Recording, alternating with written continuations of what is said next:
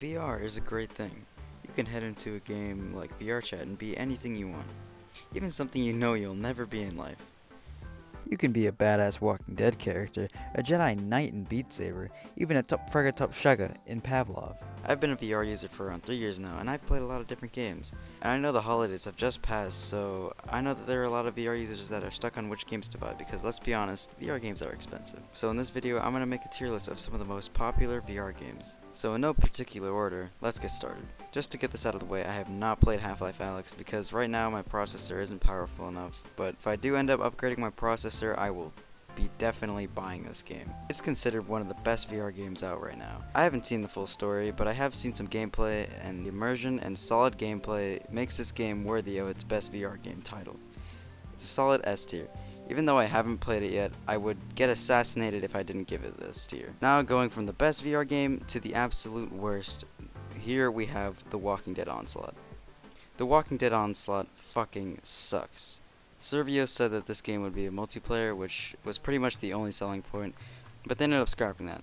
So what did they have left? A shitty mobile game that found itself trying to get into VR. Even if this was a flat screen game, it would fail, and like I said, it felt more like a mobile game than a $30 PC game. Sure, it had some of the main characters from the Walking Dead TV show, but in the game, the characters didn't have all that much depth and felt a little stale.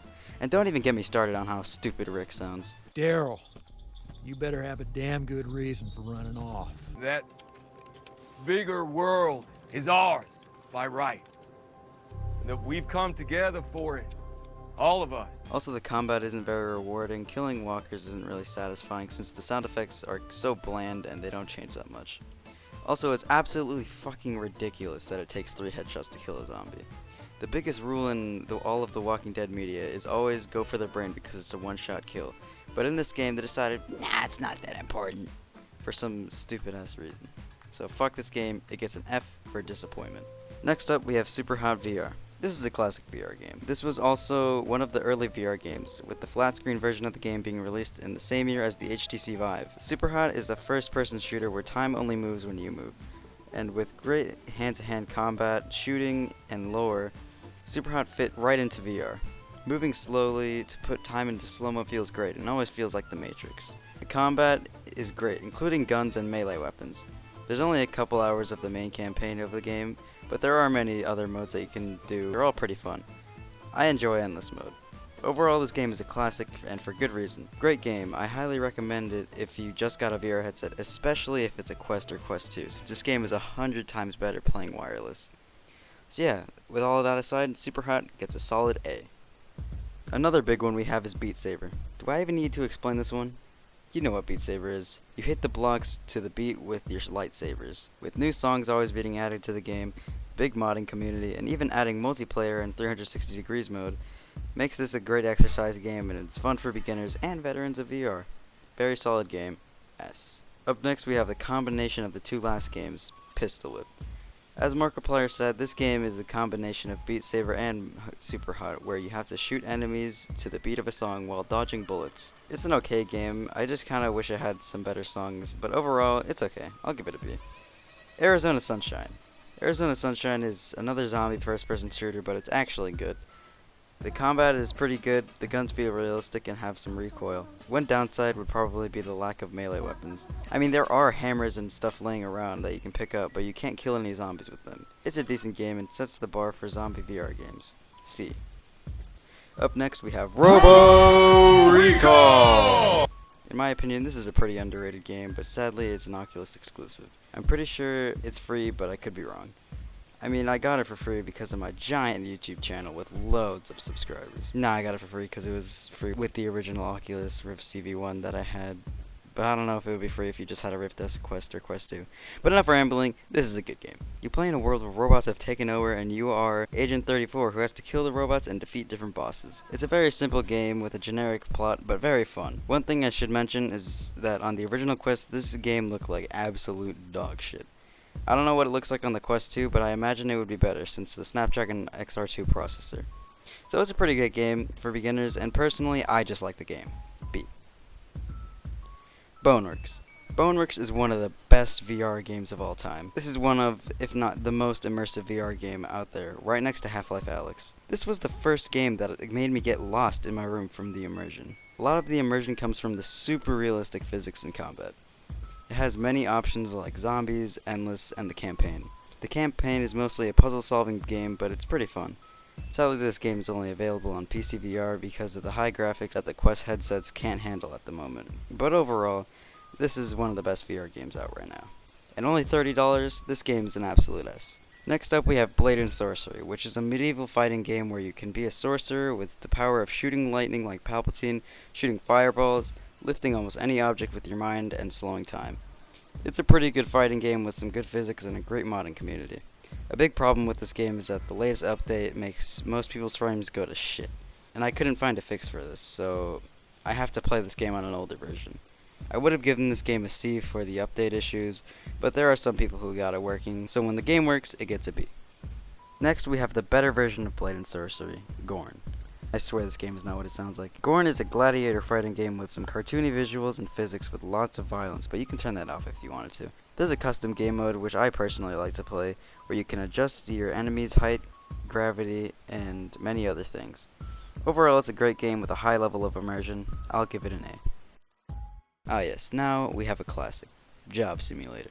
Job Simulator is a great game for beginners, but not really all that much after you finish the first 4 jobs. Office worker, gourmet chef, store clerk, and auto mechanic. It was super fun for me back in 2017 when I tried it for the first time, but I don't play it much now. It's okay, I'll give it a D. Ooh, now we're on to my favorite VR game, The Walking Dead, Saints and Sinners. Yeah, it gets the audio better. Mom. Sorry. Love you. Now we're on to my favorite VR game, The Walking Dead, Saints and Sinners. Saints and Sinners is the good version of The Walking Dead Onslaught, with actual good combat and story. After a flood in New Orleans, the zombie outbreak starts and the living start a community in a skyscraper known as the Tower. The Tower offers protection for those in it, but they kick people out who they consider weak. The Tower outcasts end up starting their own faction called the Reclaimed to overthrow the Tower. The two are in an all-out war, and what's left of New Orleans becomes a war zone for the two. Both groups are looking for this place called the Reserve, where there are weapons, food, and supplies to overpower the other. You play as someone known as the Tourist, who lives in an abandoned cemetery in a bus. You meet many people from both factions, and you can choose to side with one faction or be neutral. You survive off scraps you find by going to different places and collecting items to bring back to the bus, and crafting better weapons, food, and medical supplies. You make many decisions throughout the game that can change the ending and will make you a saint or a sinner. The story isn't the only great part of the game. The gameplay is a big win for this game, and the combat feels super realistic and immersive. You have to fight many people and zombies, and the weapons feel like they have weight, especially the guns. The guns have recoil to them, and the ammo is limited since you have to craft your own bullets, making every shot count. Your weapons will eventually break, requiring you to constantly be scavenging and crafting new weapons and supplies. Like I said, this is my favorite VR game. I highly recommend it. And it's even on the Quest and Quest 2 now, but the graphics are a little worse because of the Quest hardware. I really recommend you guys play it, and if you don't have VR, you should watch some gameplay of it. It's super good. Maybe I'll stream the game and have a little gimmick where the chat decides what decisions I'll make, but whatever. I've rambled for too long. This game is an easy S. Next is Rec Room.